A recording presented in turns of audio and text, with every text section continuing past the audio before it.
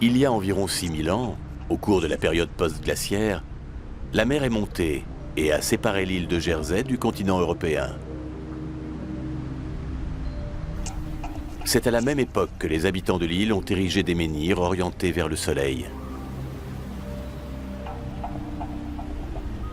Leurs œuvres sont encore considérées comme des sites magiques. Après la christianisation, beaucoup d'églises ont été construites sur ces emplacements. C'est le cas par exemple au musée de la Hugby, où une équipe d'archéologues fouille la plus grande réserve de monnaie celte au monde.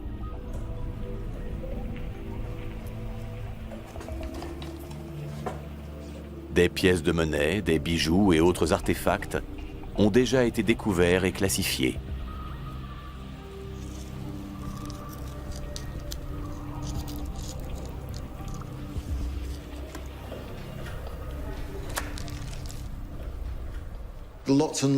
Nous avons beaucoup de chercheurs qui viennent travailler ici parce qu'il y a un immense potentiel. Une énorme quantité de pièces de monnaie, de bracelets en or, de bijoux. Beaucoup plus que sur d'autres sites archéologiques. Nous essayons de comprendre comment les Celtes fabriquaient ces objets, où ils trouvaient les métaux et comment ils faisaient du commerce. Mais les chercheurs veulent avant tout comprendre pourquoi les tribus celtes ont enterré un trésor d'une telle envergure et pourquoi ils ne l'ont jamais déterré. L'équipe d'archéologues essaie d'apporter des éléments de réponse grâce à des outils à la pointe de la technologie.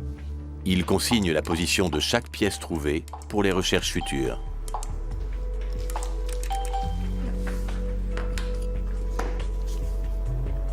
E24.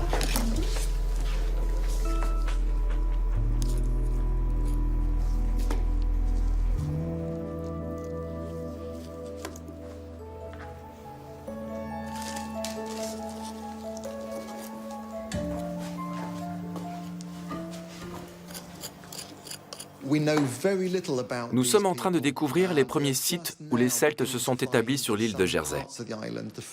Mais nous connaissons très peu leur histoire. Nous ne savons pas encore si les Celtes de Jersey étaient issus d'une tribu qui vivait sur le continent ou si c'était une tribu indépendante.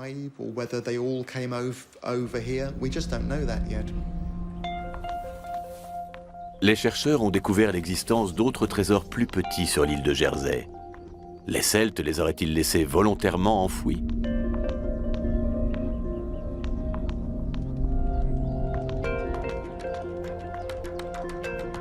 Ce sont Richard Miles et Reg Mead qui ont découvert l'immense réserve de monnaie.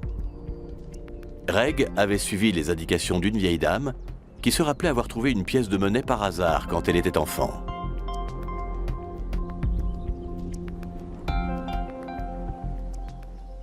Richard et moi, on travaille ensemble depuis le début des recherches.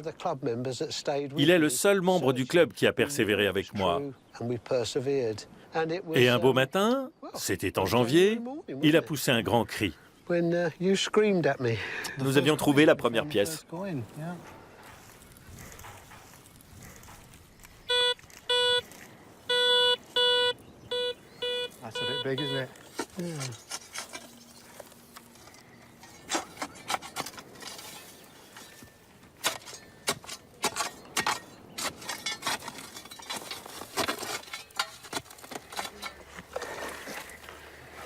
Ah non, c'est rien.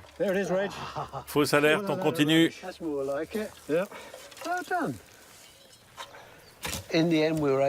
Quand on a enfin réussi à extraire le trésor, c'était comme un choc pour nous. La grue a levé presque 1 tonne de pièces d'or et d'argent. C'est là que nous avons vraiment compris ce que nous avions trouvé.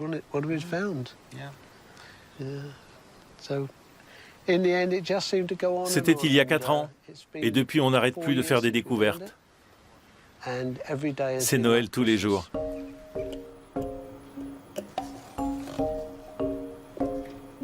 Aujourd'hui, la valeur du trésor est estimée à plus de 11 millions d'euros. Il n'appartient ni à ceux qui l'ont découvert, ni aux propriétaires du terrain, mais à la reine. Elle-même n'en gardera rien, mais fera en sorte de le distribuer équitablement. C'est en tout cas ce que supposent Reg, Richard et Neil Marer de l'association Jersey Heritage, chargée de protéger le patrimoine de l'île. Mais pour l'instant, les chiffres exacts ne sont pas encore établis et les hommes continuent leurs recherches. Alors, qu'est-ce que ça donne aujourd'hui? Absolument rien. Des déchets, c'est tout. Eh oui, comme souvent. Moi, j'ai nettoyé une des pièces de monnaie en or. Elle est en très bon état. Venez voir. Regardez, c'est celle-ci. Magnifique. Elle est de quelle tribu? Je crois que c'est une pièce des Pictons. Il y a une tête verticale d'un côté et un cheval de l'autre.